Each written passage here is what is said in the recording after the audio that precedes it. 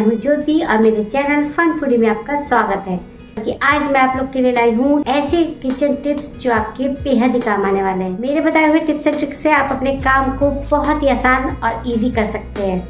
तो आपको tips and tricks देखने के लिए वीडियो के एंड तक बने रहना पड़ेगा। पसंद आते हैं तो अपने फैमिली में या अपने फ्रेंड सर्कल में मेरे वीडियो को शेयर करें, लाइक करें। और अगर आपने मेरे चैनल को अभी तक सब्सक्राइब नहीं किया है तो प्लीज मेरे चैनल को जल्दी से जाकर सब्सक्राइब भी कर दीजिए।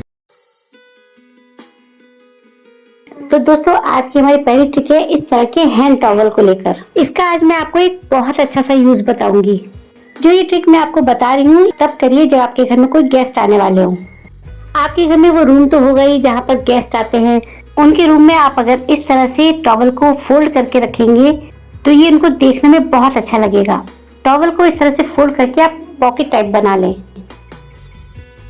और इसे रूम के जहाँ पर वॉश बेसिन लगा है उसके हैंगर पे टांग दें। तो अब इसका यूज कैसे करना है ये बताते हैं।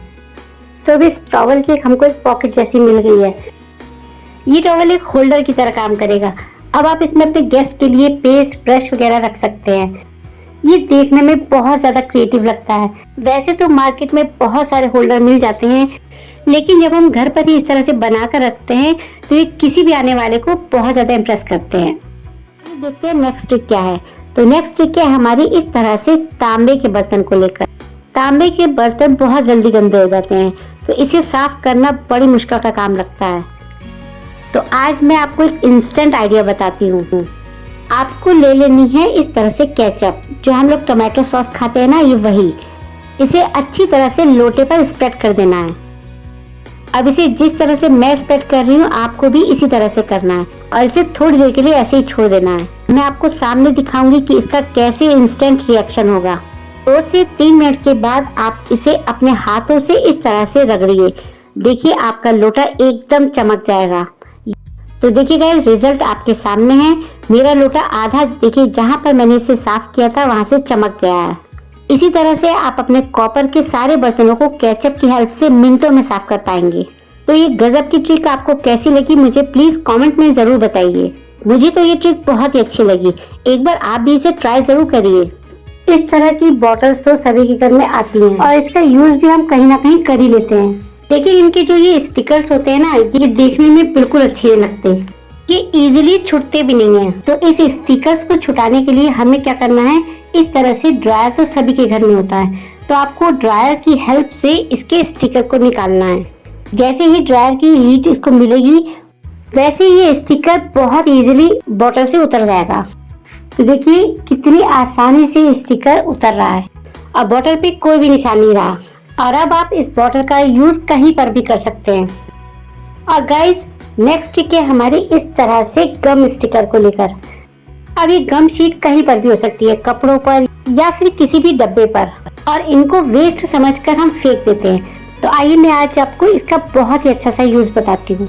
अगर आपकी गम शीट बड़ी है तो आप इस तरह से हैंड पर लपेट दें। मेरी तो गम शीट ये छोटी है इसलिए मैंने इसे इस तरह से लपेटा है। अब आपको लेना है कोई सा भी कपड़ा जिस पर लिंट हो, यानी कि बहुत सारे रोए हों, और इस तरह से इस गम शीट से आप आसानी से जिस तरह से हम वैक्सिंग करते हैं उसी तरह से इस कपड़े पर रखते जाइए। आप देखेंगे कि आपके कपड़ों के सारे रोए इस शीट पर चिपक गए हैं। ये आपका होममेड लिंट रिमूवर बहुत आसानी से घर पर बन जाएगा। इस तरह से क्लचर तो हम सभी लगाते हैं और जब ये टूट जाते हैं तो हम इन्हें फेंक देते हैं। तो आज मैं आपको बताऊंगी कि इस क्लचर का यूज कैसे करना है। तो देखिए गाइस, मेरा ये पुराना क्लचर है और ये टूट गया है। तो अब मैं बताती हूँ इसका यूज मैंने कैसे किया है। तो मैंने लिया है एक डबल साइडेड टेप। इसका थोड़ा सा टुकड़ा कट करने के बाद मैंने इसे क्लिप पर लगा दिया है। तो आइए बताते हैं इसका यूज कैसे करना है। इसे हम लगा देंगे किचन या फिर रूम की वॉल पर और इसे अच्छे से प्रेस करते हुए हम वॉल पर चिपका देंगे। तो देखिए यहाँ पर हमारा एक अच्छा सा ऑर्गेनाइजर बनकर रेडी हो गया है। इसमें आप अपनी की या फिर छोटी मोटी किचन का सामान टांग सकते हैं। तो है ना नाइस आइडिया। तो नेक्स्ट ट्रिक है हमारी दाल सब्जी को लेकर। तो जब भी हम कभी दाल या सब्जी बनाते हैं कुकर में तो वो निकल के बाहर आती है, जिससे कि हमारा काउंटर खराब हो जाता है, जिससे कि हमारी गैस, टाइल्स सब खराब हो जाती है और हमारा काम तो बढ़ता ही है, साथ साथ इरिटेशन भी बहुत होती है। आपने इसके लिए बहुत आइडिया निकाले होंगे, जैसे कि चम्मच डालना, ऑयल डालना, लेकिन आज मैं आपको एक बहुत ही इजी तरीका बताती हूँ। सबसे पहले हमें इसकी ढक्कन की सीटी को निकालना है और उसके बाद इस होल में सीटी वाली जगह पर हमें 2 बूंद सरसों के ऑयल की डालनी है। जी हाँ, सरसों का ऑयल। जैसे ही आप इसमें ऑयल डालते हैं उससे होगा क्या कि इससे एयर बहुत प्रॉपर तरीके से पास होगी और आपके कुकर की दाल जो है बिल्कुल भी बाहर नहीं निकलेगी। इससे आपका टाइम और मेहनत दोनों की बचत होगी। ये बहुत अच्छी ट्रिक है, एक बार इसे जरूर ट्राई करें। जानते हैं कि गर्मियां आ गई हैं और गर्मियों के साथ साथ आए हैं ढेर सारे मच्छर और मक्खी। आप तो जानते ही हैं मच्छर के काटने से मलेरिया हो जाता है, जो कि कितना डेंजरस है। और तो और जो ये रात को हमारे कान के पास आके गाना गुनगुनाते हैं, उससे तो हमारी नींद ही भाग जाती है। तो क्यों न कुछ ऐसा किया जाए कि मच्छर और मक्खी घर से कोसों दूर रहें। तो आइए आज मैं आपको बताती हूँ बहुत ही बढ़िया सा उपाय, और इसमें आपका 1 भी रुपया खर्च नहीं होगा और आप महंगी ओडोमॉस और मॉस्किटो मैट लाने से बच जाएंगे। तो आइए देख लेते हैं कि वो होम रेमेडी है क्या। तो यहाँ पर एक पैन में मैंने डाला है सरसों का ऑयल।